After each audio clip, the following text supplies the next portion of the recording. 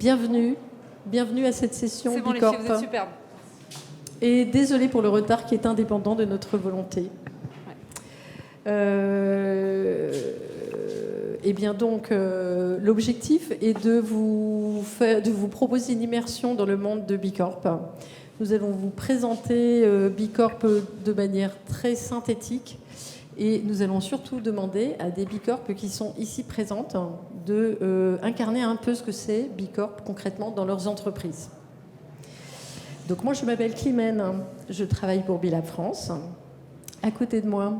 Moi, je suis Élodie Rochelle et j'ai une double casquette. Je suis à la fois salariée dans une petite entreprise bordelaise qui est Bicorp, qui s'appelle Archibald Distillation. On fait des boissons. Et je suis par ailleurs un peu consultante à mon compte. Et je suis formée B-Leader, donc je peux accompagner des entreprises qui veulent devenir Bicorp. Voilà, et Élodie fait partie de la Dream Team qui anime la communauté locale Bicorp Nouvelle-Aquitaine. Et puis on vous présentera les autres Bicorp. Il y avait aussi Camille de Ethic Drinks qui a disparu et qui va nous rejoindre, j'espère. Alors Bicorp, très rapidement. Et vous gardez vos questions pour la fin, peut-être. Moi, je commence toujours par... Pardon, je prends les... Vas-y. Par les origines de Bicorp. Bicorp est fondé par 3 chefs d'entreprise américains qui avaient une entreprise de matériel de sport qu'ils vendent pour des raisons financières. Et très vite, ils s'aperçoivent que les valeurs qu'ils ont mises dans cette entreprise volent en éclats, littéralement. Et donc, face à ça... Ils disent, nous, ce n'est pas une économie comme ça que nous voulons à destination des seuls actionnaires de l'entreprise. Nous voulons construire une économie partenariale, c'est-à-dire au service de l'ensemble des parties prenantes de l'entreprise. Et donc, ils ont lancé ils ont créé une ONG qui s'appelle Bilab, d'origine donc américaine, devenue totalement mondiale aujourd'hui, pour lancer ce mouvement Bicorp. Bicorp étant concrètement non seulement un label, mais aussi une communauté d'entreprises engagées. Et l'objectif de Bicorp, c'est de promouvoir une économie qui est au service, effectivement, non seulement des actionnaires de l'entreprise, mais l'ensemble des parties prenantes.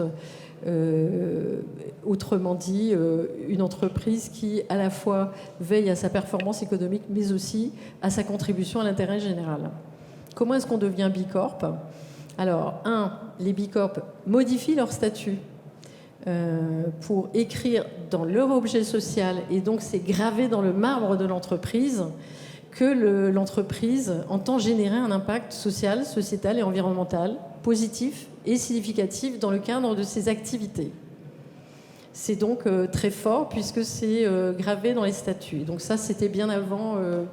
la loi Pacte et la forme de société à mission, puisque ça existe depuis 2006. La deuxième chose, c'est qu'une fois qu'on l'a écrit, il faut pouvoir le prouver. Et donc pour le prouver, Bicorp met donc à disposition un questionnaire qui s'appelle le B-Impact Assessment, ou les initiales BIA, qui va permettre de faire un 360 degrés de l'entreprise et qui va permettre de déterminer si l'entreprise peut justifier d'une certification Bicorp ou pas. Ce questionnaire est noté. Alors, non, je dis rien. Ne dis pas tout, Climène. Laisse un peu de suspense. Je laisse le suspense. Donc voilà pour... donc vous devenez retenir ça. Inscription dans les statuts, évaluation grâce à un questionnaire, je ne dis rien, et transparence, puisque ensuite, les Bicorp publient les 25 indicateurs principaux sur le site. Et si vous allez sur le site institutionnel bicorporation.net, vous pouvez voir le profil des Bicorp. Et d'ailleurs, certaines Bicorp, auxquelles on a demandé une exigence de transparence supplémentaire, publient l'intégralité de leur questionnaire. Aujourd'hui, petit panorama avant de rentrer dans le vif du sujet, c'est-à-dire ce fameux outil. C'est 4200 entreprises certifiées dans le monde. C'est 160, presque 10 en France et 1000 en Europe. Donc les chiffres ne sont pas hyper spectaculaires. Vous allez me dire, c'est pas beaucoup. En revanche, il y a 150 000 entreprises dans le monde qui utilisent le questionnaire d'évaluation. Donc encore une fois, je ne peux pas expliquer pourquoi il y a autant d'entreprises. C'est Élodie qui va le faire et donc je ne voudrais pas déflorer le sujet. En termes d'organisation, il y a donc une ONG, association en but non lucratif, BILAB, qui est organisée avec 2 équipes, l'une en charge du développement et de l'animation de la communauté. La communauté est quelque chose de très fort. Donc là, je vais en parler parce que tu ne vas pas en parler, puisque une fois que les entreprises sont rentrées dans la communauté, elles se rencontrent et échangent très régulièrement pour justement progresser ensemble, s'engager ensemble, partager des bonnes pratiques et parfois même partager du business, parce que business, c'est pas un gros mot dans l'univers de la communauté Bicorp. Donc l'ONG, cette partie de l'équipe qui est organisée par zone géographique, BILAB Global, BILAB Europe, BILAB France, chapitre français en ce qui nous concerne. Son rôle, c'est le développement et l'animation de la communauté. Et la deuxième équipe qui s'appelle du BILAB qui s'appelle Standards Trust, ils sont en charge des standards, c'est-à-dire en charge de la certification et des exigences de la certification. Et Élodie va vous expliquer que ces exigences sont très élevées. Voilà pour l'organisation. BILAB France, association loi 1901, créée en fin 2019, et qui a repris le flambeau d'une Bicorp qui était la première certifiée en France, qui s'appelle Utopie, et qui a lancé et porté le mouvement de 2015 à 2019 jusqu'à la création de BILAB France. Et que vous dire que j'ai oublié avant de passer au vif du sujet, qu'on fait face à un véritable raz-de-marée en ce moment. On est submergé par les demandes de certification, donc c'est toi qui diras que c'est très très long. Et que c'est vraiment un... Ben non, je te laisserai le dire, que l'outil est absolument exceptionnel. Donc sans transition, nous passons à l'outil. Si j'ai oublié de dire quelque chose, vous me poserez des questions. Tu as tenu en haleine toute la salle grâce à ce suspense. Donc moi, effectivement, je vais vous parler un petit peu plus de ce fameux outil qui s'appelle le BIA. Le BIA, d'un coup j'étais là, non c'est pas ça, qui est un outil auquel vous accédez en ligne, parce que là, dans les valeurs de Bicorp, il y a cette notion d'accessibilité et de gratuité de l'outil. Ça veut dire que n'importe quel entrepreneur ou à la rigueur n'importe quel individu peut créer en fait sur le site de Bicorp un compte. Si vous êtes une entreprise, vous allez avoir à répondre à quelques questions spécifiques. Combien vous avez de salariés, dans quel secteur d'activité vous êtes, qu'est-ce que vous faites. Et à partir de là, la plateforme en ligne va générer un questionnaire d'à peu près 200 questions et auxquelles vous allez pouvoir répondre. Et ces réponses, en fait, vont à chaque fois générer des points. Et au total, vous allez avoir un total de points. Et en fonction de si vous avez plus de 80 points ou moins de 80 points, vous pouvez savoir si vous êtes potentiellement une future entreprise certifiée Bicorp ou pas, puisqu'il faut au moins 80 points au moment où vous serez audité pour avoir ensuite le droit de dire que vous êtes Bicorp et d'intégrer cette communauté Bicorp. Donc le point à retenir, c'est que la plateforme en ligne, l'outil du BIA, ce questionnaire, il est gratuit et il est accessible à tous, et ça c'est super important dans la communauté Bicorp. Ça fait partie de notre philosophie.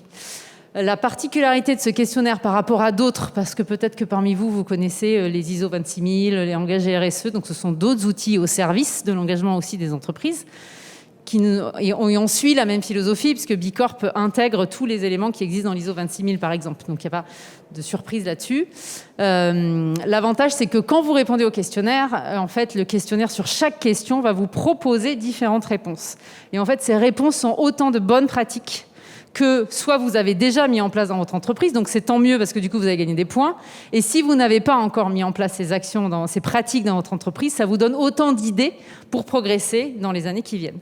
Donc on est vraiment dans une logique pas seulement d'évaluation, mais d'inspiration, où en fait vous allez puiser des idées à travers ce questionnaire, et pas seulement vous évaluer. Donc, gratuité, le fait que ce soit un questionnaire qui soit surtout aussi un outil de bonne pratique au-delà de l'auto-évaluation qu'il permet. J'ai perdu le fil de ce que je voulais dire. Ensuite, c'est un questionnaire qui a la particularité d'avoir deux types de questions. Vous avez des questions qu'on appelle des questions opérationnelles qui viennent vraiment regarder ce que vous faites dans la manière de gérer vos opérations, votre quotidien dans l'entreprise. Et puis, vous avez des questions qui vont plutôt interroger votre business model. Comment est-ce que vous avez structuré la gouvernance de votre entreprise, votre modèle d'affaires, comment est-ce que vous gagnez de l'argent, est-ce que vous avez un modèle économique qui, vous êtes un pure player et donc d'office, par exemple, je sais pas, vous vendez de l'énergie renouvelable, vous en produisez, votre business model, il est construit là-dessus.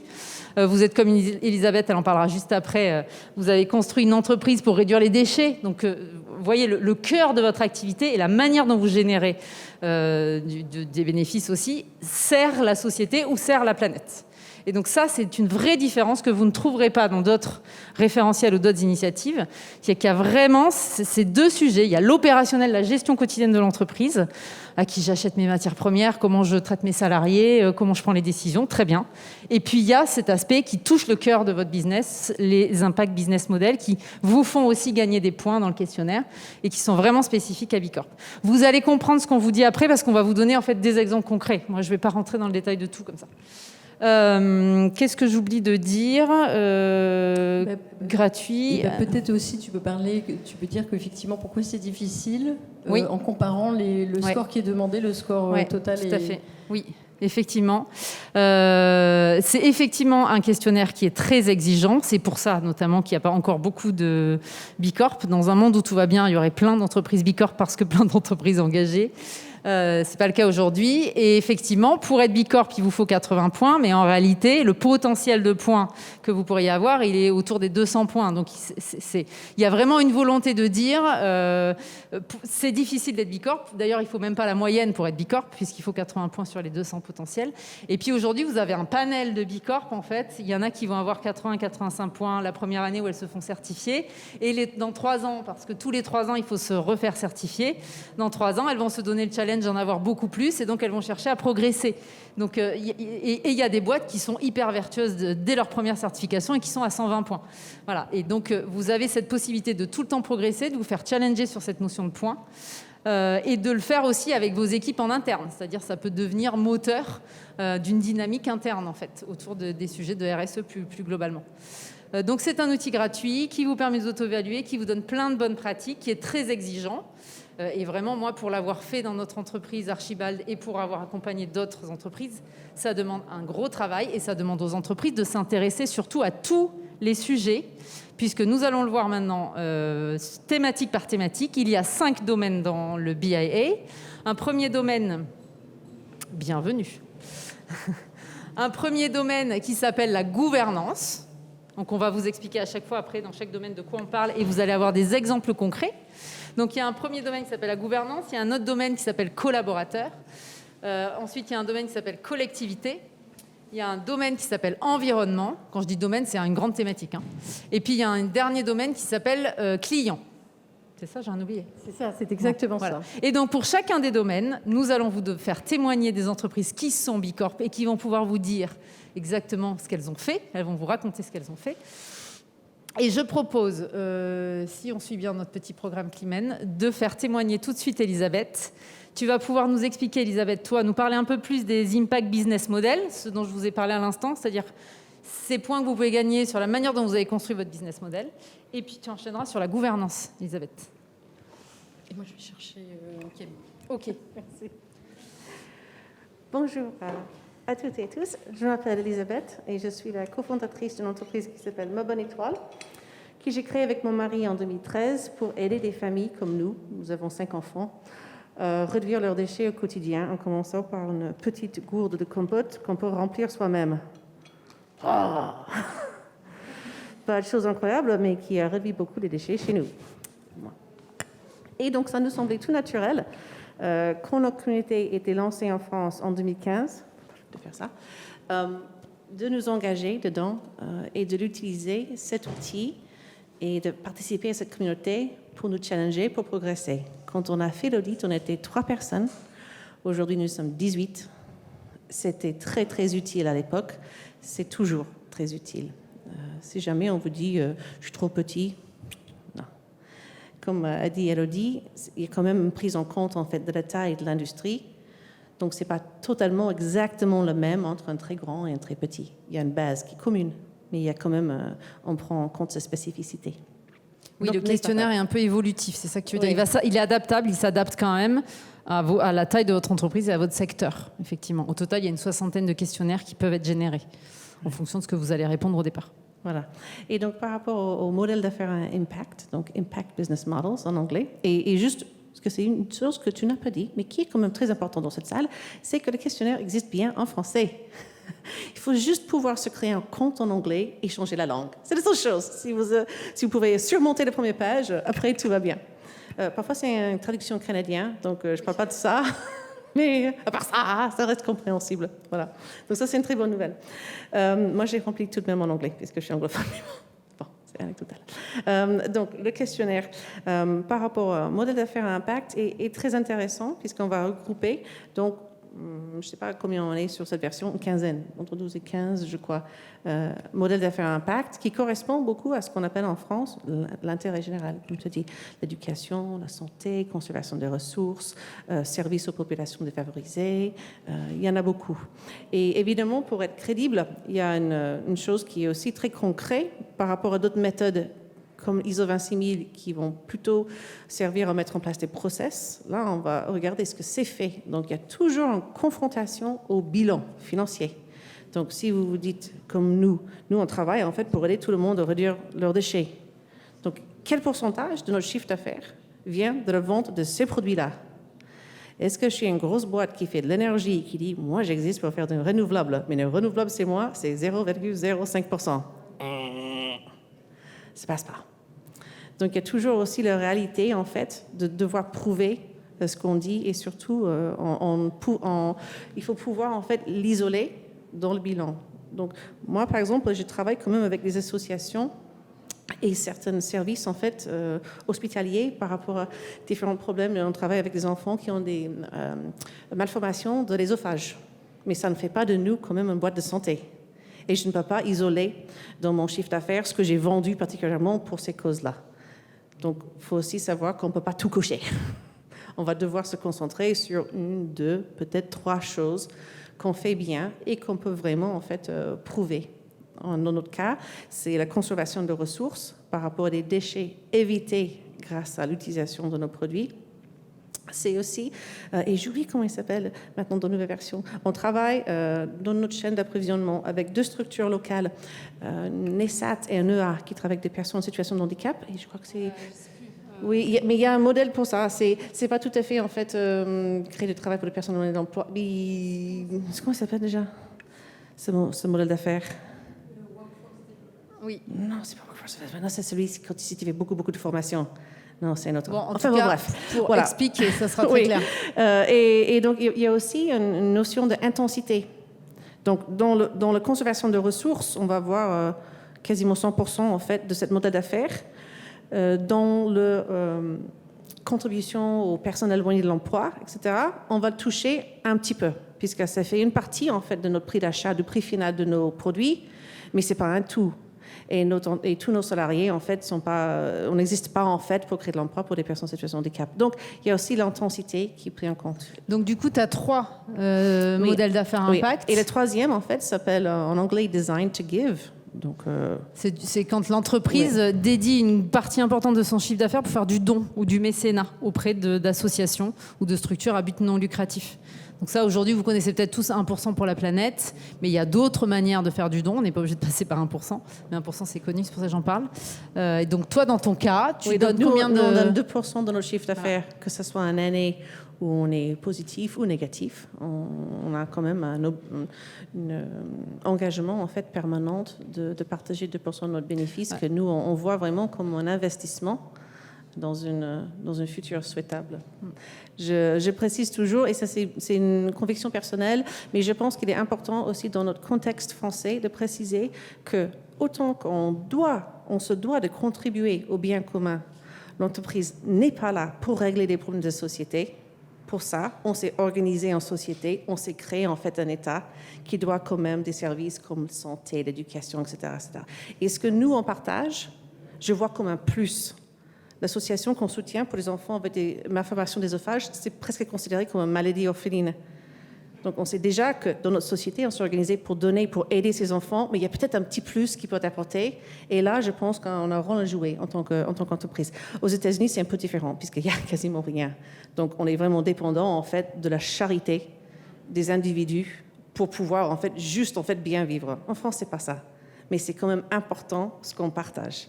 Et ça fait partie de comment on veut, en fait, s'engager, en fait, dans la vie, dans la société grand S. Voilà. Est-ce que du coup, Elisabeth, tu peux maintenant nous expliquer un petit peu, on va essayer de... Là, on a fait juste un petit cas et on pourra reparler après sur les impacts, sur les business models à impact. Elle vous a montré qu'elle en avait 3 différents sur des thématiques différentes. Maintenant, ce qui serait intéressant, c'est qu'on aborde domaine par domaine et que toi, tu commences par le grand sujet, le domaine, le premier qui s'appelle gouvernance. Qu'est-ce que la gouvernance vient questionner auprès des entreprises qui veulent devenir B Corp? Est-ce que tu peux nous expliquer un peu ce que toi, tu fais de bien et qui est valorisé? Oui. Donc, il y a des entreprises que je trouve qui font encore mieux que nous en termes de gouvernance. Nous ne sommes pas une coopérative. L'entreprise, aujourd'hui, le capital est possédé pour mon mari et moi et 2 fonds à impact. Cela dit, il y a quand même, je trouve, des choses qu'on fait bien. Déjà, comme a dit Climène, toutes les entreprises qui sont certifiées B Corp sont obligées de changer leur statut et de mettre en fait une mission presque d'intérêt général dans leur statut. On peut aller plus loin et mettre une mission singulière. Ça, avec la loi Pacte, en fait, on a tous cette invitation et c'est clairement expliqué comment faire bien marcher les deux. Donc, cette conviction, en fait, de contribuer au bien commun de manière significative et aussi, dans le cas particulier, nous, on a une mission, en fait, d'aider tout le monde à réduire leurs déchets. Voilà. Donc, il y a ces 2 possibilités. Après, on va questionner, évidemment, donc, comment disposer le capital de l'entreprise. Quels sont les propriétaires? Est-ce que les propriétaires sont des femmes? Puisque, comme vous savez, en fait, dans ce monde, les propriétaires, c'est quelques pourcents en chiffre singulier de femmes dans ce monde, qui possèdent le capital dans ce monde. Donc, ce n'est pas négligeable. Comment est-ce que vous êtes une coopérative, par exemple? C'est encore plus fort par rapport au partage, en fait, du capital. Est-ce que vous faites de l'intéressement? Comment est-ce que vous gérez, en fait, toutes ces questions à la fois juridiques, mais aussi après, pratiques de gouvernance? Qu'est-ce que vous avez mis en place aussi en termes de processus décisionnel? Donc, tous ces sujets sont traités. Toi, tu as des choses un peu particulières que tu as envie de souligner ou pas? Non, il y a juste le fait que donc, nous, on a commencé dans cette communauté super petit et ça nous a permis quand même de mettre en place des choses que d'habitude, dans des toutes petites structures, on ne trouve pas. Comme l'intéressement, etc., à partir de 2 salariés. Personne n'a fait ça avec 2 salariés, mais c'était dans le questionnaire, on a dit, ouais, on peut faire ça. Oui, voilà. C'est le côté inspirant, ça va donner envie de faire. C'est vraiment, c'est pas de la gamification, mais presque. On se dit, oh, je peux voir un demi-point de plus. Voilà. Ok, super. Oui. Et donc voilà pour la gouvernance. Merci beaucoup. Merci. Ségolène, tu nous rejoins? Tu veux prendre ma place, Ségolène? Non, vas-y. C'est très bien. Merci. Mon côté journaliste. Donc, notre chère Ségolène, tu voudras bien te présenter et puis nous parler du domaine collaborateur. Yes. Donc, enchantée, Ségolène Guiton. Je travaille chez Infusio, qui est une entreprise qui accompagne les organisations publiques et privées dans des démarches de transformation de culture d'entreprise qui touchent à la fois au mode de management, au modèle de gouvernance et au business model. Donc les collaborateurs, donc le pilier collaborateur, il vient chercher plein de choses. Ça va de ce qu'on peut donner comme avantage aux collaborateurs. Donc là, en France, il se trouve qu'on a un peu de chance. Il y a pas mal de sujets sur lesquels on a des obligations. Donc de fait, il y a des points qu'on remplit déjà, puisqu'il y a un salaire minimum, il y a une obligation de couverture sociale à apporter aux collaborateurs. Mais il y a d'autres choses qu'on peut faire plus et mieux que ce que le minimum syndical nous demande de faire. Et si je prends un exemple chez nous, on a mis en place les congés illimités payés depuis 3 ans. On a aussi mis en place une politique de liberté de détermination des salaires, voilà, qui sont des pratiques qui sont un peu extraordinaires et qui sont valorisées via le questionnaire B Corp, évidemment. Donc ça ne veut pas dire que tout le monde est obligé de faire ça, mais en tout cas, c'est challengeant quand on remplit le questionnaire de voir ce qu'on fait déjà de différent et d'en prendre conscience, et puis de voir ce qu'on peut faire encore plus. Donc, dans ce qu'on peut faire encore plus, nous, on a décidé, entre notre certification et notre recertification qui arrive l'année prochaine, de mettre en place l'ouverture du capital à l'ensemble des salariés. Donc aujourd'hui, on est tous actionnaires de l'entreprise. On est une entreprise aujourd'hui de 20 personnes, excepté les personnes qui sont chez nous depuis moins d'1 an. Mais en tout cas, le modèle qu'on a réfléchi, c'est de pouvoir ouvrir du coup l'actionnariat aux personnes qui sont dans l'entreprise à partir d'1 an d'ancienneté. Qu'est-ce que je peux dire d'autre sur les collaborateurs ? Sur la diversité, il y a peut-être des choses où le genre, l'approche homme-femme. Alors chez nous, le genre homme-femme, peut-être qu'il faudrait qu'on rééquilibre dans l'autre sens. Il y a beaucoup plus de femmes que d'hommes. Donc voilà. Et après, on sait par exemple que sur la diversité, il y a des choses qu'on a envie de mettre en place, mais qui, dû à notre métier et à la taille de notre entreprise, n'étaient pas forcément évidents, notamment sur la diversité liée au handicap. Mais c'est des choses qui sont intéressantes du coup à regarder pour nous dans la progression qu'on a, et parce qu'on sait qu'on va grossir et grandir encore. Et donc, ce que j'aime moi avec Bicorp, c'est qu'il y a la photographie et ce que vous êtes à un instant T, et qui est déjà valorisé en soi, mais aussi ça vous donne des défis à relever pour les années à venir. Et c'est des défis qui en plus vous permettent d'engager les collaborateurs, et parce que vous les entraînez aussi dans l'enthousiasme que vous avez à vouloir atteindre certains de ces objectifs ou défis. Et il y a aussi un sujet formation, il me semble, dans cette partie, qui est hyper important. Comment vous formez vos salariés ? Quel budget vous allouez ? Est-ce que c'est 25%, 100% des collaborateurs qui ont accès à de la formation ? Donc là, pareil, nous, ça fait partie de nos points de progression. On a tous accès à de la formation, mais elle n'est pas forcément systématisée. Donc comment est-ce qu'on l'organise mieux ? En revanche, il y a aussi, par exemple, comment vous donner accès de manière très claire à toutes les informations de l'entreprise à tous les collaborateurs. Donc, comment vous le formalisez ? Est-ce que c'est facile d'y avoir accès, notamment via Alors, nous, on a appelé ça le Welcome Book, mais chaque entreprise l'appelle comme il le souhaite. C'est le livret d'accueil du salarié, mais vous pouvez pousser plus ou moins loin ce que vous allez mettre dedans comme information. Voilà, j'ai dit déjà pas mal après, de choses. Il y a des sujets autour des congés paternité, maternité, et tous les avantages qui peuvent être offerts aux salariés. Enfin, il y a énormément de sujets qui sont traités dans cette partie. Exactement. Et l'engagement et la satisfaction des salariés. Donc, est-ce que vous mesurez ça dans l'entreprise ? Et l'engagement, c'est est-ce que les salariés, vous leur permettez de faire du bénévolat sur leurs heures de travail, d'arrondir les dons qu'eux-mêmes font en faisant je trouve plus mon mot, mais... D'arrondir sur les salaires, sur les... Non, c'est pas ça que je voulais dire. D'abonder ce que donne un salarié volontairement à une association. L'entreprise peut abonder en disant moi, je donne 50% de plus, en plus de ton apport à toi. Donc, il y a tous ces sujets aussi, effectivement, qui sont abordés dans le questionnaire. Super. Merci, Ségolène. Ouais. Alors maintenant, Élodie, tu vas changer de rôle. Tu vas parler en tant qu'entreprise. C'est toi, sur la communauté ? C'est toutes les deux. Non, c'est toi qui commences parce que Jade, ensuite, elle va enchaîner sur l'environnement. Oh là là là là. Ah oui, il faut s'adapter. Oh là là, tous les fous. Ouais. Donc alors, je vais peut-être faire le petit panorama collectivité. Ce domaine d'impact collectivité, quand on dit collectivité, on ne comprend pas vraiment ce qu'il y a dedans.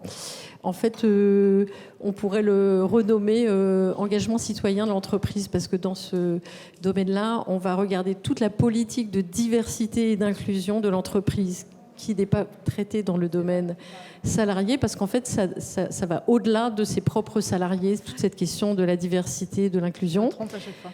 Tu te trompes à chaque fois. Voilà, tu finiras par t'en souvenir. Il y a le sujet de l'ancrage local, comment est-ce que je contribue au développement économique de mon territoire. Il y a le sujet Elisabeth en a parlé, du don et du mécénat de compétences. Et il y a le sujet de la chaîne d'approvisionnement fournisseurs, c'est-à-dire comment est-ce que vous choisissez vos fournisseurs sur le plan sociétal, parce qu'on va vous réinterroger sur les fournisseurs dans la partie communauté aussi.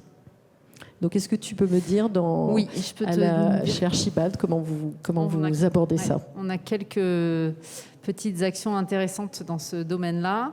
Alors déjà, on fait du don. Là, cette année, l'année dernière, on était pas beaucoup à 0,5%. Cette année, on va à 1% et l'année prochaine à 2% de notre chiffre d'affaires, je l'espère. En faisant du don, on soutient 2 associations qui travaillent dans la gastronomie sociale, c'est-à-dire qui aident des personnes très éloignées de l'emploi ou des réfugiés à se réinsérer dans la vie professionnelle par les métiers de la gastronomie et de la restauration, parce que c'est notre secteur d'activité, donc on a choisi quelque chose de proche de nous. Ensuite, on fait pas mal de choses en fait avec notre chaîne de valeur, c'est-à-dire qu'on s'est donné comme objectif d'accompagner aussi bien nos clients que nos fournisseurs dans leur démarche à impact ou dans leur stratégie RSE. Donc on va, à chaque fois qu'on a un nouveau client ou qu'on a surtout un fournisseur important, on travaille avec lui, on a une charte fournisseur. Ensuite, moi, je fais des audits auprès d'eux et surtout, je les accompagne à un autre niveau sur comment est-ce qu'ils peuvent, eux, réduire leur impact. Donc je fais un peu un job d'accompagnateur, accompagner nos fournisseurs pour que demain, par exemple, ils deviennent Bicorp. Il se trouve qu'on a 2 d'entre eux qui souhaitent le devenir, aussi parce qu'on leur en a parlé. Donc c'est notre manière à nous de contribuer de manière directe auprès de nos fournisseurs pour leur faire améliorer leurs propres pratiques en fait. Donc ça passe pas que par l'achat qu'on fait et en ciblant des produits bio, engagés, locaux, équitables, etc. Ça passe aussi sur comment on les accompagne eux à progresser. Et on essaie de faire pareil avec nos clients, même si on a un stade plus débutant, mais on a des clients restaurateurs, hôteliers, qui ont un certain nombre de pratiques à faire évoluer. Et donc là, on réfléchit l'année prochaine à quel outil on va mettre en place pour les aider en fait à avoir des pratiques plus vertueuses, notamment sur les sujets environnementaux. Donc on sort de notre périmètre pur de vendre des produits ou d'acheter des produits à des matières premières des fournisseurs. Et puis le dernier exemple, peut-être, c'est qu'on essaye de s'investir, alors ça passe par moi, mais je le fais sur mon temps de travail, de pousser le sujet Bicorp aussi sur la communauté bordelaise, donc à l'échelle de la métropole. Donc c'est pour ça aussi que j'essaye d'animer un peu le réseau des entreprises bordelaises Bicorp, mais on va aussi, avec l'Imen, parler à la métropole, parler à la ville de Bordeaux pour leur dire comment est-ce qu'on peut déployer ces outils-là pour que plus d'entreprises encore s'engagent en fait. Et donc ça, c'est aussi sur mon temps salarié. Donc on considère qu'on contribue sur le territoire à un peu, à notre petite échelle, faire avancer les sujets. Voilà. Oui. Super exemple d'engagement citoyen d'entreprise. Bon, et alors donc sur ce même volet, Jade, je te laisse te présenter. Bonjour à toutes et à tous. Merci du coup de l'invitation en dernière minute au final, c'était pas prévu. Donc Jeanne Moza, moi je travaille pour l'entreprise Les Prairies Bio. On est une filiale du groupe Danone qui distribue la marque lait de vache. Je ne sais pas si vous nous connaissez, tout le monde nous connaît. On est né il y a 15 ans, on fait des yaourts bio et équitables. Donc on est un peu la start-up dans le grand groupe. Donc on a une équipe de 15 personnes. Moi je suis responsable des filières agricoles et de l'impact de notre entreprise, qui est vraiment gérée par une direction, un directeur, et notamment de la certification Bicorp. On est certifié Bicorp depuis 2017. On a fait la recertification l'an dernier. On est passé de 84 points à 127. Donc, folie. Parce qu'il y a eu du boulot, évidemment, entre les 3 années et aussi un travail, je pense qu'on en a peut-être moins parlé, mais de formalisation de ce qu'on fait de bien. Parce qu'en fait, nous, on s'est lancé, avant de parler nécessairement de la communauté, on s'est lancé dans la dynamique Bicorp parce qu'on était beaucoup sur de l'intuition. On s'est lancé dans le groupe un peu comme des pionniers, les premiers à avancer sur ces thématiques bio et sujets équitables, etc. auprès de nos fournisseurs, ce qui était nouveau. Et on était beaucoup sur beaucoup de projets, beaucoup de thématiques, sans forcément prendre le temps de formaliser ce qu'on fait. Donc on a fait un gros boulot, notamment entre les 2 certifs de formalisation, pour expliquer sur l'ensemble des domaines le travail qu'on fait. Et évidemment, on a mis aussi en place des choses vraiment transformantes dans notre business model. Nous, on a 2 IBM, 2 business models, j'espère que vous avez bien retenu, à impact. On est du coup en agriculture biologique à 100%. Donc on fait des produits laitiers bio, je l'ai pas dit, mais donc à 100% en agriculture biologique, donc ça c'est plutôt pour le volet environnement. Ça c'était depuis 2017 et depuis 2019, donc juste avant notre certification, on est passé en commerce équitable auprès notamment de nos producteurs de lait. Le commerce équitable, ça vous parle à tous, ouais. On sait jamais. Et donc, alors en fait, on a été les premiers du marché à être commerce. On est toujours les premiers du marché à être bio et équitable dans les rayons ultra frais bio. On est distribué en grande et moyenne surface. L'idée là pour nous, ça a été de faire un énorme boulot justement de retravail sur la contractualisation et sur le travail qu'on fait, le lien avec nos partenaires, notamment nos éleveurs laitiers normands. On travaille avec 50 éleveurs laitiers et je travaille avec eux en direct sur ces sujets-là. qu'est-ce que ça veut dire une relation équitable avec eux. Concrètement, qu'est-ce que ça veut dire en termes de contrat? Ça veut dire quoi en termes d'accompagnement technique et économique pour développer les pratiques plus vertueuses pour l'environnement notamment. Et cette certification, on a pu l'expliquer à l'an dernier. Ça n'a pas été si simple parce qu'en fait, ce qui était intéressant, le commerce équitable, ça fait partie des questions en fait du BIA. On vous demande, est-ce que vous, alors ça s'appelle Supply Chain Poverty Alleviation, est-ce que sur tout au long de votre chaîne de valeur, vous essayez de contribuer à réduire la pauvreté et soutenir en fait vos communautés? Là, c'est mes producteurs par exemple de lait ou mes producteurs de vanille ou de cacao. Et donc, en répondant oui, on va vous demander est-ce que vous avez un audit externe. Donc oui, on a un audit externe. Et on va vous demander un peu de décortiquer ce que vous faites. Sauf que le BIA, donc l'outil, était plutôt designé pour des matières venant des pays du Sud. Ce qui était compris, c'était une vanille, du thé, du cacao. Nous, c'était sur du lait en priorité, parce qu'un yaourt, c'est 80% de lait. Donc on a fait aussi un gros boulot d'explication à Bilab Europe, qui ne connaît pas forcément la crise laitière en France, pour aussi lui expliquer, et c'est ça qui est intéressant dans ce projet Bicorp, c'est aussi qu'il est évolutif, expliquer aussi qu'il y a des énormes enjeux, notamment de répartition de la valeur dans un pays comme la France. Et donc, on a pu, du coup, avoir, je pense, autour de 20 points de plus sur la communauté. Voilà, comme un exemple concret phare, je pense, sur la partie communauté. Mais ce qui est vraiment, je trouve, incroyable dans cette histoire, c'est que vous avez fait reconnaître le modèle commerce équitable Nord-Nord, alors que d'habitude, c'est Nord-Sud, Nord-Sud. Et effectivement, en France, on a un vrai problème au niveau pas seulement des éleveurs laitiers, je pense, de toute la chaîne agricole. Et c'est important de se dire qu'aussi en France, on peut faire du commerce équitable. Donc, bravo. Donc, bravo d'avoir milité là-dessus. Tu peux juste témoigner, parce que je trouve ça génial, sur ce que vous faites en accompagnant vos éleveurs au-delà de l'achat du lait. Oui, bien sûr.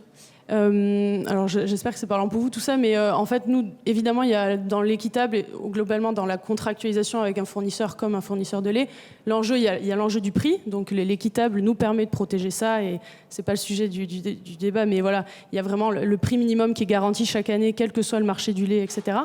Mais il y a aussi un engagement sur ce qu'on appelle un fonds filière. Donc c'est un peu vous parliez du 1% pour la planète. Nous, notre volonté, c'est pas forcément de faire du don, c'est plutôt de mettre notre argent justement au sein de nos filières agricoles. Et en fait, nous, c'est 2% du montant d'achat de notre lait. C'est un engagement lié à l'équitable et donc on s'engage à mettre un bon montant d'argent pour accompagner nos producteurs et co-gouverner cet argent avec eux. C'est-à-dire que donc, dans cet argent, il y a énormément de programmes et je vais parler plutôt de l'environnement après, notamment comment on les accompagne pour être plus résilients face aux aléas climatiques, comment on les accompagne pour qu'ils aient une vie un peu meilleure, par exemple en leur finançant des jours de congé. C'est un autre programme qu'on a mis en place depuis 2 ans. Donc tout ça, pour revenir au BI, ça a été expliqué clairement à Bicorp, en leur expliquant, voilà, on fait ça, on a ce contrat, mais on fait aussi d'autres choses. Et je pense que le BI va encore évoluer pour prendre encore plus d'éléments. Nous, par exemple, on a le sujet du bien-être animal qui n'est pas trop pris en compte, qui le sera certainement dans l'an prochain avec la nouvelle version. Voilà, donc c'est des exemples assez concrets et en fait... il y a 3 ans, on n'aurait pas du tout eu le même scoring parce qu'entre-temps, on a fait ce gros boulot de certification de nos matières. Et on parlait d'ancrage local, ce qui nous a été aussi... c'était déjà le cas il y a 4 ans, c'est pour ça que ça me vient moins à l'esprit, mais nous, on travaille avec 50 éleveurs normands autour de notre usine qui est en Normandie. Donc il y a aussi le côté, vous développez la Normandie, qui est votre territoire de prédilection, et vous contribuez à l'économie locale. Donc ça a été aussi pas mal valorisé, et le fait aussi qu'on travaille sur de la pro de fruits, notamment français quand c'est possible, si ça fait du sens. Et voilà, des acteurs, des partenaires qui soient autant locaux que possible quand ça fait du sens, parce que le local ne veut pas toujours dire grand-chose, mais voilà, il y a aussi ça dans la communauté. Super, t'as bien. Du coup, ça vous permet de voir que ce domaine d'impact communauté, il est très riche. Et il pousse effectivement les questions assez loin. Alors du coup, on peut rester avec toi pour faire le volet environnement. Donc je vous décris rapidement dans le volet environnement, ça va être votre impact environnemental dans la manière dont vous opérez. Et puis donc sur les sujets de est-ce que vous avez un système de management environnemental, est-ce que vous mesurez votre consommation d'énergie, votre production de déchets, même si on pourrait faire mieux sur ce sujet, n'est-ce pas Elisabeth? Est-ce que vous mesurez votre consommation d'eau, etc. Et puis, donc des questions assez classiques, est-ce que vous utilisez des énergies renouvelables ou pas? Mais aussi, il y a aussi tous les modèles d'affaires qui viennent valoriser ce que l'entreprise fait pour contribuer à la préservation ou à la régénération de l'environnement. Donc c'est un domaine d'impact assez riche également. Du coup, tu peux me dire justement vos points forts dans ce domaine-là? Ouais, avec plaisir. L'environnement, c'est communauté environnement pour nous et RH, c'est vraiment les poids lourds quoi, en termes de nombre de questions. Hein. En tout cas, sur notre secteur et notre modèle d'entreprise, c'était là où on avait le plus de travail. Sur la partie environnement, ce qui est assez intéressant, ce que tu disais, Climène, pour moi, il y a 2 axes d'entrée. Il y a en effet le scope direct, c'est-à-dire nos émissions à nous en tant qu'entreprise, la réduction des déchets dans le bureau, etc. Au final, nous, on est tellement petit, je veux dire, on est 15 sur une tour beaucoup plus grande, donc c'est pas forcément là qu'on a on a du progrès à faire, mais c'est pas là qu'on va vraiment avoir le plus d'impact. Et c'est après que dans notre chaîne de valeur, qu'est-ce qu'on met en place sur les sujets environnementaux. Donc il y a gaz à effet de serre, biodiversité, eau, déchets.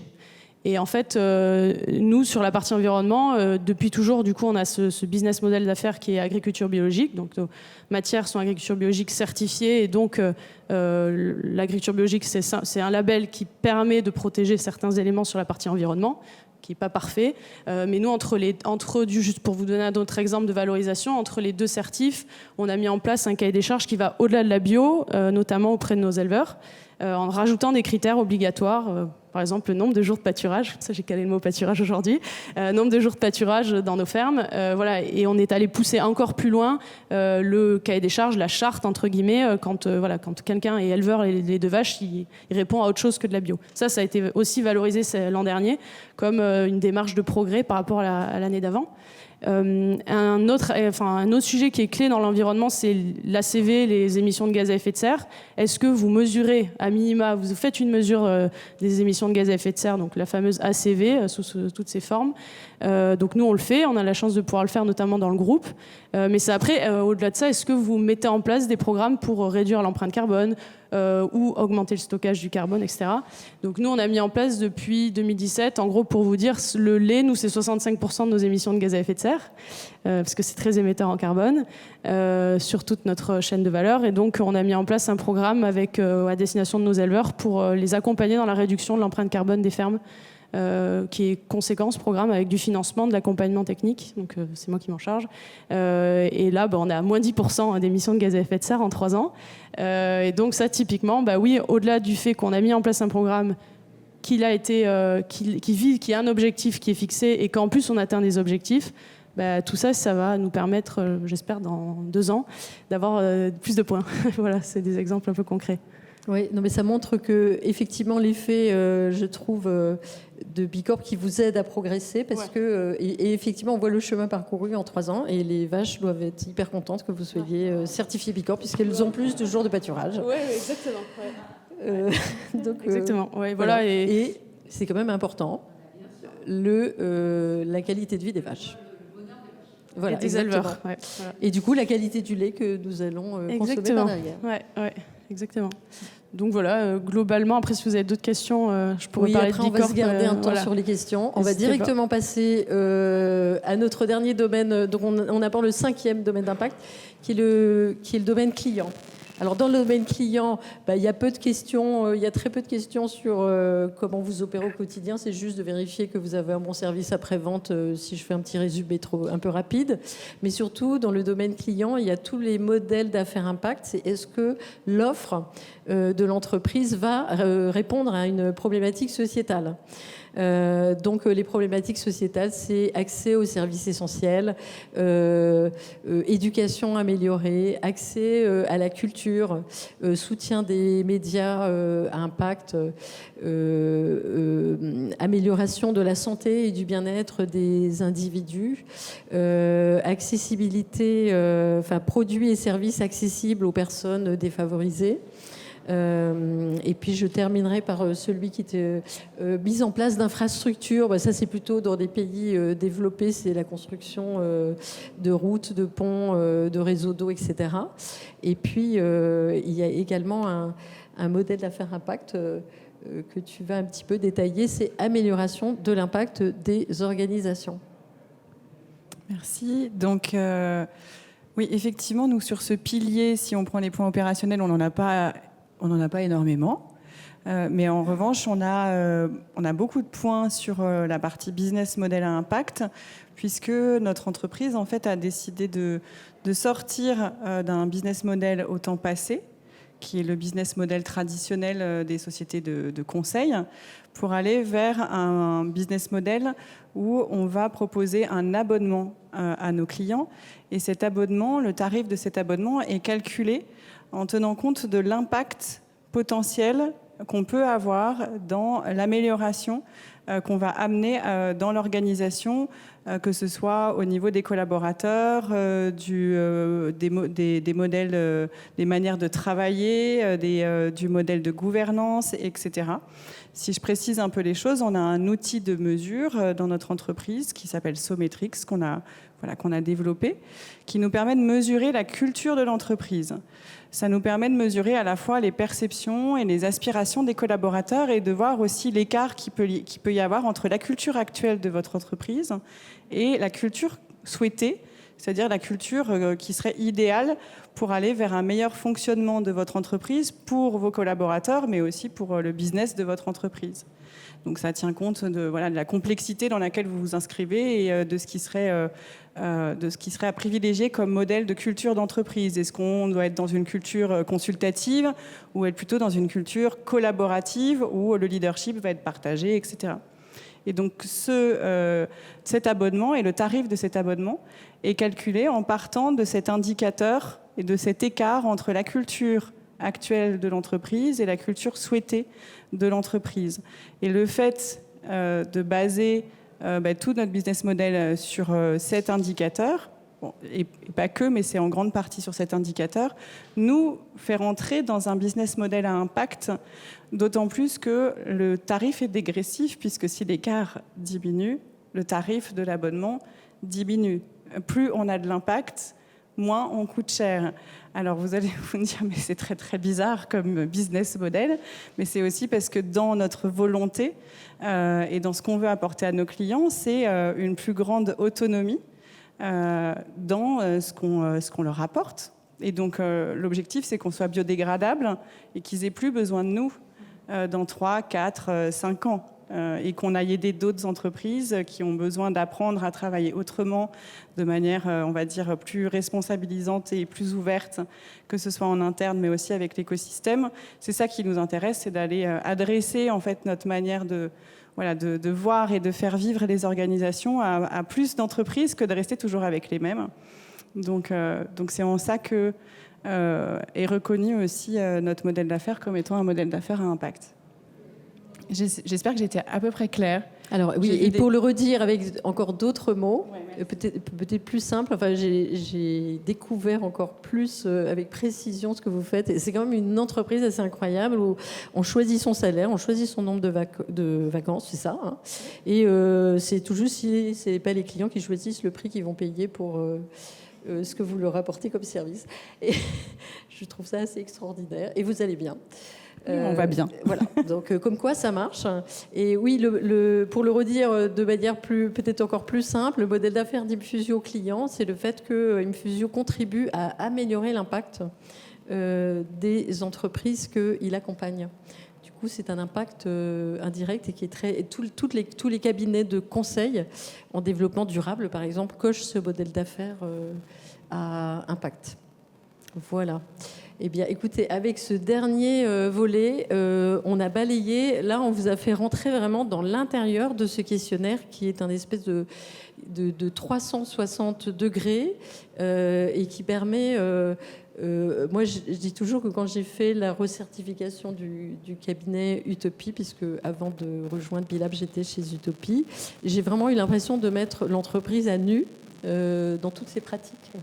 Et ça, c'est vraiment... je crois qu'il n'y a pas effectivement beaucoup d'outils qui vous permettent de faire ça. Donc, ce que nous disons tout le temps, c'est que vous ayez envie d'être Bicorp ou pas, peu importe, mais utilisez cet outil qui est gratuit et qui va vous permettre de vraiment avoir la vision la plus complète de là où vous en êtes aujourd'hui et de ce que vous pourriez devenir dans le futur. Et Et ben, vous l'avez tous démontré aujourd'hui. Je peux ajouter juste une petite Bien chose. Souvent, on présente ça comme 200 questions, c'est difficile, c'est compliqué, ça peut paraître horrible. Très honnêtement, oui, ça peut être fastidieux, mais c'est surtout hyper excitant parce que vous prenez conscience déjà de tout ce que vous faites de bien et de puissant par rapport peut-être à d'autres organisations, mais vous prenez conscience en fait de ce que vous faites bien dans votre entreprise et surtout, mais ça vous donne des objectifs géniaux à partager en fait avec les équipes. Et donc c'est des challenges qui sont hyper concrets et vous savez qu'en les relevant, vous avez un impact. Et ce questionnaire, pour moi, ça a été vraiment cette prise de conscience de ce qu'on faisait déjà bien et de ce qu'on avait envie de continuer à amplifier chez nous.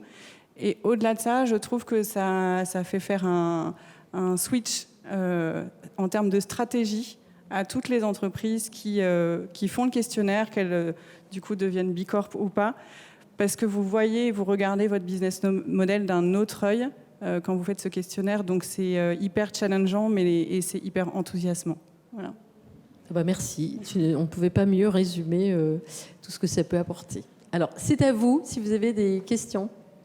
Alors, j'ai vu le premier, je crois que c'était monsieur devant et ensuite son voisin. Merci. Bonjour, je m'appelle Hugo, je suis consultant RSE et j'aimerais déjà souligner deux choses, juste les efforts de vos différentes entreprises parce que c'est quand même difficile d'être B Corp et en particulier l'engouement d'Elisabeth pour le demi-point parce que j'ai connu ça aussi et ça démontre vraiment que c'est quelque chose qui se fait pas à pas et qu'on est vraiment dans une évolution. Et ça donne un foisonnement d'idées, beaucoup d'idées, donc c'est super intéressant. Et j'aurais souhaité juste savoir quels étaient vos différents scorings pour les entreprises, parce que je crois qu'on ne les a pas tous eus. C'est pour ça. On a 92, je crois. Et Okay. On va recertifier l'année prochaine, on espère avec plus de... Super. On a 111,9. Super. Moi j'ai dit 127, mais c'est 126,8. Ok, je comprends. Nous sommes à 133.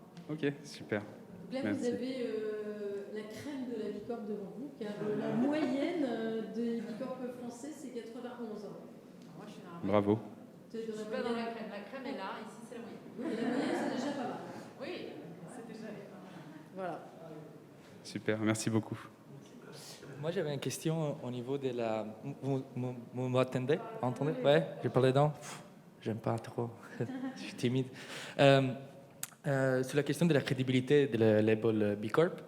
Alors, je pense qu'une des choses vraiment que le label B Corp a apporté au public, au monde, c'est vraiment un peu la distinction entre le greenwashing qui a la volonté de s'engager et les entreprises, les organisations qui sont vraiment engagées maintenant. Et comme on a vu aujourd'hui avec les projets présentés et tout ça. Mais en même temps, plus récemment, on voit des marques, des entreprises qui ne répondent pas vraiment aux critères très bien, avec très haute compliance. On voit par exemple des marques de mode qui sont des petits géants de la fast fashion en France, qui, au niveau des gestions financières, d'engagement effectif, aussi des productions, il y a juste une petite partie de la production que c'est avec des produits naturels, organiques, produits, la majorité de ces pulls en polyester, par exemple, en synthétique. Et il va avoir le label B Corp maintenant. Alors ma question, c'est un peu, c'est quoi le futur de la crédibilité du label B Corp? On est déjà à le point de le voir se dénaturer et de perdre ce statut.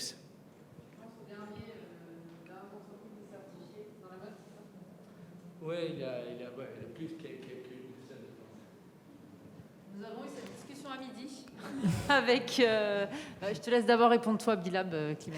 Oui, alors d'abord, en termes de crédibilité, c'est vrai que je ne suis pas sûre que les entreprises qui n'ont pas, ou les personnes qui n'ont pas fait le questionnaire et passé l'audit, se rendent compte de l'exigence que c'est.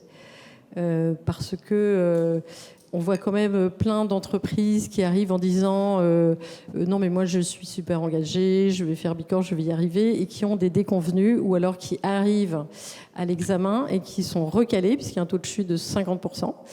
sur les entreprises qui se présentent à l'examen aujourd'hui, parce qu'effectivement, elles n'ont pas obtenu les standards. Donc, les standards sont quand même calculés pour que l'entreprise, alors peut-être qu'effectivement son modèle d'affaires n'est pas le plus vertueux aujourd'hui. De toute façon, je pense qu'il y a beaucoup de Bicorp qui sont quand même très humbles et qui disent qu'elles ne sont vraiment pas les meilleures du monde, loin de là. Enfin, d'ailleurs, dire que la moyenne, j'ai parlé de la moyenne du score moyen des Bicorp françaises, c'est la même chose dans le monde.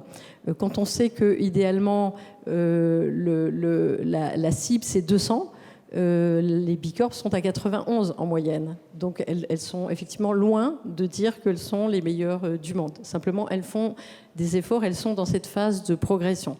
Maintenant, sur les sujets de greenwashing importants et de sujets, on va dire, de controverse, on n'a pas parlé de cette partie-là, mais dans le questionnaire, on vous a parlé de la partie qui est notée et qui va être celle qui va permettre de valoriser ce que vous faites. On n'a pas parlé d'une partie qui est non notée, qui s'appelle le questionnaire de divulgation. Et dans le questionnaire de divulgation, il y a 50 questions qui sont posées pour aborder le secteur d'activité de l'entreprise, les pratiques de l'entreprise. Et dès lors qu'une entreprise répond oui à l'une de ces 50 questions, eh bien, elle va faire l'objet d'une enquête approfondie. Par exemple, je ne sais pas si tu peux en parler, mais on pourrait parler de l'exemple de Blédina. Donc Blédina, également marque de Danone, vend entre autres du lait de substitution maternelle. Et donc pour cette raison, Blédina a attendu pendant 1 an de pouvoir être certifié parce que Bilab, l'ONG qui est derrière et les standards, ont formé un comité d'éligibilité, c'est-à-dire qu'ils ont réuni des experts du secteur. Ils ont interrogé également Blédina pour comprendre comment, sur un sujet de controverse, on pouvait déterminer les critères qui font qu'une entreprise est éligible ou non. Et donc Blédina a dû prouver que la façon dont il commercialisait notamment le lait ne venait pas en concurrence avec l'allaitement maternel.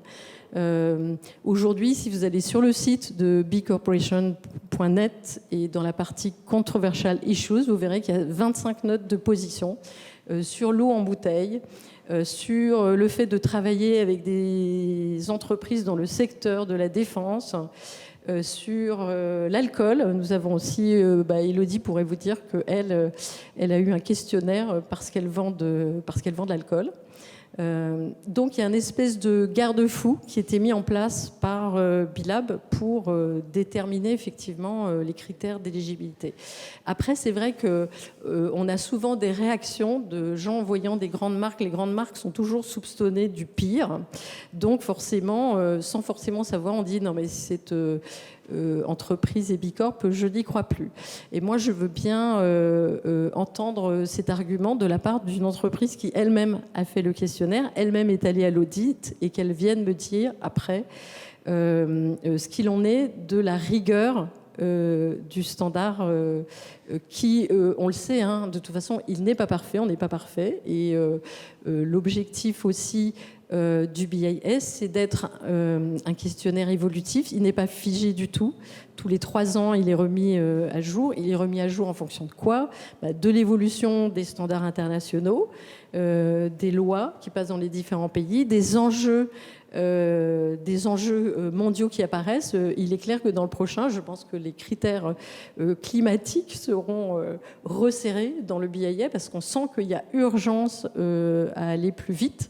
Et il est également révisé en fonction des commentaires des utilisateurs du BIS. C'est-à-dire que les 150 000 utilisateurs du BIS aujourd'hui peuvent balancer des commentaires sur les questions pour dire qu'ils trouvent que cette question-là n'est pas suffisamment précise, que c'est pas normal qu'on ne demande pas ceci ou cela, etc. Donc c'est aussi grâce à la communauté des utilisateurs du questionnaire que l'on va fortifier l'exigence. Et s'il y a une exigence, il y a une crédibilité par derrière. Mais juste pour compléter, typiquement, effectivement, on a un bon exemple, nous, chez Archibald, parce qu'on a un de nos produits à de l'alcool, donc on avait effectivement un questionnaire. Mais même dans notre Archibald, c'est un tonique. On en parlait à midi avec Elisabeth, un tonic qui a 95% d'eau. Où est-ce qu'on puise notre eau? Aujourd'hui, c'est de l'eau de source, on sait d'où elle vient, on sait qu'elle est contrôlée, mais à date, on a 3 ans d'existence. Je n'ai pas d'action aujourd'hui pour protéger les bassins entrants. Enfin, il y en aura, mais donc on est loin d'être parfait. Nous, on a des bouteilles en verre hyper polluantes.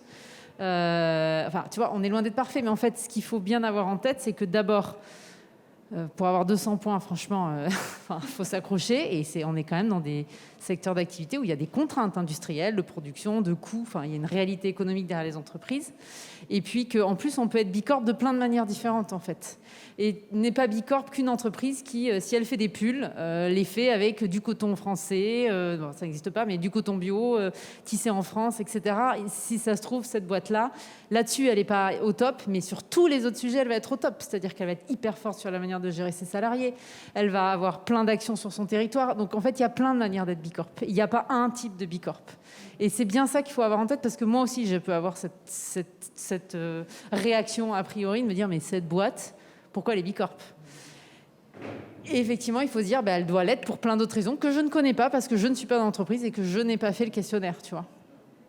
Voilà. Et puis, dans les nouvelles questions, moi, j'ai vu apparaître entre la première certification et la deuxième, c'est que quand on te pose la question, est-ce que vous suivez, par exemple, je ne sais pas, la satisfaction de vos clients, tu as aussi le pendant, il ne suffit pas de le suivre, c'est est-ce que vous mettez en place des actions pour améliorer votre produit, pour améliorer votre service. C'est pareil dans les actions qu'on peut avoir auprès de ses collaborateurs. Donc, ce n'est pas que de la déclaration d'intention, c'est vraiment d'aller regarder quelles actions sont mises en place et sont réelles dans l'entreprise. Et c'est en ça aussi que c'est challengeant et qu'on est loin du greenwashing et du purpose washing, je trouve, quand on fait le questionnaire et quand on est bicorp. Ce qui est intéressant, c'est de regarder l'évolution aussi d'une bicorp entre la première certification et les recertifications. C'est pas l'intérêt des bicorp dans les labels de clarifier, donner cette transparence, par exemple, entre qui a un score super haut sur l'environnement. C'est transparent, en fait. Par exemple, si tu penses à une bicorp en particulier, tu dis c'est l'AGE1. Sur le site B-Corporation, il suffit de taper le nom de l'entreprise et d'aller voir son score et d'aller voir le détail du score et de se dire oui, effectivement, cette bicorp-là, elle est nulle sur le plan environnemental, mais waouh, elle a des sacrées notes sur ce truc-là. Mais que tout le monde met, c'est où tu es bicorp ou tu l'es pas, normalement, parce qu'une entreprise qui est bicorp montre juste le label bicorp. Après, si tu veux, tu vas faire ta petite due diligence et tu fais ta recherche sur les sites bicorp, mais sinon, moi, je ne connais pas la différence, non, juste à premier regard, de la différence entre ton bicorp et ton bicorp. Mais, par exemple, peut-être que bicorp dit non, maintenant, on va faire bicorp gold, bicorp silver, bicorp. Comme ça, juste au premier regard, tout le monde connaît la différence entre une grosse boîte qui est bicorp, mais vraiment minimum level, et un autre qui est... une autre grosse... Mais en fait, on n'a pas besoin vraiment de faire des gold, des silver et des bidules, parce qu'il y a le score. Oui, moi, je n'ai jamais vu une entreprise mais dévoiler le score. Moi, je vais aller chercher sur le site de bicorp. Voilà, je ne le dis pas. Si, c'est obligatoire d'avoir... Enfin, toutes les bicorps ont leur profil public. Ah oui, il faut aller sur le site. Oui. Tout à fait. Tout à fait. Yes, absolutely. Il y avait une question derrière. Oui. Bon, ça ne sera pas sur le gold ou le silver, c'est un petit peu plus généraliste. Moi, en fait, je suis en train de... merci déjà pour vos présentations. Je reprends une petite fromagerie, donc Jade, le discours m'a beaucoup parlé. Donc j'ai plein de questions, mais peut-être par la suite, là, ça va être plutôt généraliste. C'est du coup, quand on est une petite entreprise, comment on arbitre en fait entre le fait de se lancer dans la démarche Bicorp, entreprise à mission, ISO 26000, démarche RSE. Vous, en fait, qu'est-ce qui a fait que vous avez basculé sur Bicorp? Et ensuite, c'est plutôt au niveau de la certification, j'ai bien compris que c'était tous les 3 ans, donc il y a un coût, juste pour savoir le coût à peu près de la certif. Et si après, en termes commercial, en fait, vous avez ressenti quelque chose sur vos marchés, le fait d'être Bicorp. Voilà. Alors, qui veut commencer chez Bicorp? C'est pas moi qui vais répondre à ces questions. Elisabeth. Oui, tu peux répondre à des questions sur le grille tarifaire, mais je peux à peu près, je crois qu'en dessous de 2000... Oui. Oui, comment est-ce qu'on choisit? Donc pour nous, ça nous semblait relativement simple puisque donc déjà la société d'émission n'existait pas à l'époque. Pardon, société d'émission n'existait pas à l'époque. Deuxièmement, on cherchait une méthode transparente aussi. On peut commencer en fait le questionnaire avec voilà, des idées très ouvertes. Je ne suis pas sûre, en fait, si je vais arriver à 50. Je ne sais pas si je vais arriver à 80. Je ne sais pas si je vais pouvoir le faire. Mais le processus m'intéresse. Et je sais que cette méthode est éprouvée, a de la valeur, est internationale, est basée sur des standards. Voilà. Donc, déjà, il faut choisir par où commencer. Celui-là étant, encore une fois, gratuit et open source, on se dit, c'est pas trop mal. Ça, c'est une première chose. Une deuxième chose, c'est que aussi, effectivement, elle est relativement... pour ne pas dire bon marché. Il y a une certification sur l'audit et sur la contribution à la communauté qui est digressif ou progressif, on va le voir, par rapport à la chiffre d'affaires. Donc, en dessous de 2 millions, on est à 2 000 euros, non, c'est quoi maintenant? C'est 1 000 euros en dessous de... Oui, en dessous de 150 000, c'est 5 000 euros. Voilà. Et après, entre 150 000 et 2 millions, c'est 1250. Donc, par rapport au coût de tous les autres audits qui existent sur le monde, et probablement sur le coût qu'on ne connaît pas encore de la société émission, on est bien en dessous. Et il y a quand même un petit sentiment, en fait, de Robin Hood là-dedans, puisque clairement, les plus grands contribuent plus, et ça compense, puisqu'encore une fois, on est en train de parler d'une ONG, c'est pas une entreprise. Ils n'ont pas, en fait, d'objectif de rentabilité. Quand ils ont commencé, les 3/4 du budget venaient, en fait, de la philanthropie. Aujourd'hui, c'est l'inverse. Les 3/4 viennent en fait des contributions des entreprises, mais il reste quand même encore un petit peu de philanthropie dans le budget de l'association au niveau monde. Mais voilà, il n'y a pas de, ils sont pas là en fait pour vendre un produit. Eux, ils cherchent surtout changer le système, que ça passe par l'utilisation, par la certification, par nos différentes actions d'influence avec le gouvernement ou l'Europe, ou etc. C'est ça le plus important. Et quand on accompagne des entreprises, on nous pose cette question, effectivement, pourquoi Bicorp et pas d'autres labels? Parfois, la réponse, c'est pas que Bicorp, hein, ou c'est plutôt un autre label. Les boîtes qui, par exemple, travaillent, sont fournisseurs de grands groupes, on leur demande vachement d'être EcoVadis. Bon, ils n'ont pas trop le choix parce qu'en fait, s'ils veulent conserver leurs clients, ils sont obligés d'être EcoVadis. Ça les empêche pas d'être Bicorp par ailleurs. Mais le vrai truc de Bicorp aussi, c'est que c'est international. Donc, si des boîtes sont à l'international, c'est hyper intéressant qu'elles aient ce label-là parce que ça va être reconnu partout, un peu comme EcoVadis pour le coup. Et après, moi, je vais le dire très franchement, hein, les autres labels, ils sont pas sexy, quoi. En fait, il n'y a pas de communauté derrière, la marque, elle n'existe pas. C'est pas dynamique, c'est pas jeune. Bicorp, c'est joyeux. On se retrouve entre nous. En vrai, il y a une vraie ambiance. Non, mais il y a vraiment ça. En fait, moi, je trouve ça chiant. Lucie et RSE AFNOR, je trouve ça chiant. Voilà. Et donc, moi, franchement, je le dis aux clients, je dis, c'est vous qui voyez. Mais rattachez-vous à un truc qui vous ressemble. Donc, si vous êtes plutôt dynamique jeune, la marque Bicorp, elle joue vachement aussi là-dessus, en fait. Et la communauté derrière. Juste une petite question commerciale. En titre d'exemple, nous sommes vendus donc en France et aussi en Allemagne. Et on est dans le plus grand réseau de parapharmacie en Allemagne qui s'appelle DM. Et une des critères de sélection pour eux, c'était justement notre certification Bicorp. Donc, ça peut avoir en fait une importance pour des réseaux de magasins ou des investisseurs ou XX personnes. En Suisse, je crois qu'on gagne des points sur des appels d'offres publics, le fait d'être certifié Bicorp. On n'est pas encore là en France, mais... Il y a une étude en cours sur justement Utopie essaie de regarder si Bicorp a permis aux entreprises, enfin si le fait d'être certifié Bicorp permet aux boîtes de se développer, comment, mieux, etc. L'étude est en cours. On doit toutes les Bicorp doivent répondre d'ailleurs.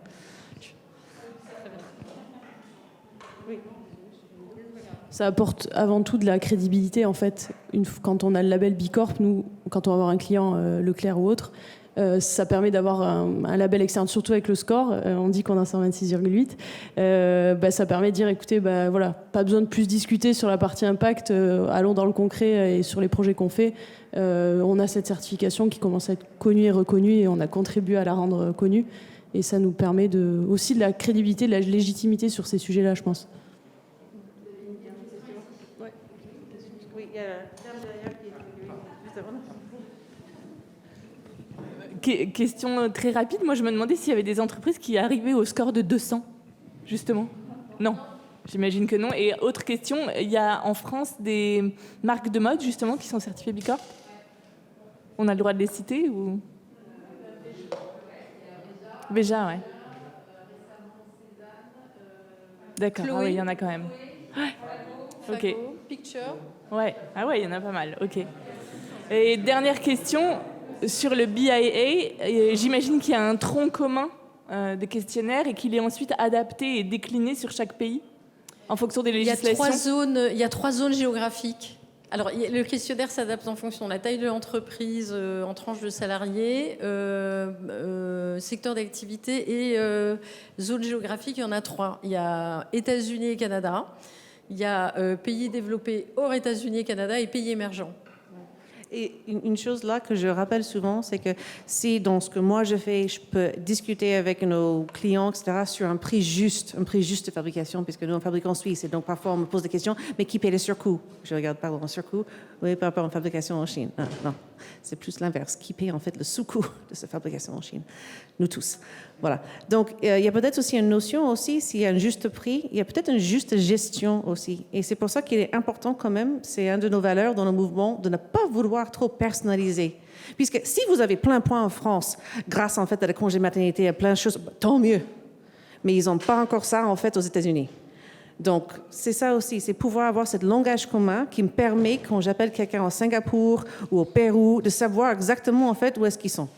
Et ça, c'est fort aussi. Et on n'en a pas parlé, donc je dis juste très brièvement, mais il y a un outil sœur qui existe depuis 1 an aussi. Quand vous ouvrez en fait une session sur le BIA, vous avez automatiquement une session ouverte sur un outil qui s'appelle le SDG Action Manager, qui a été créé à la demande en fait du Global Compact des Nations Unies pour pouvoir vous aider à savoir combien vous contribuez aux objectifs de développement durable.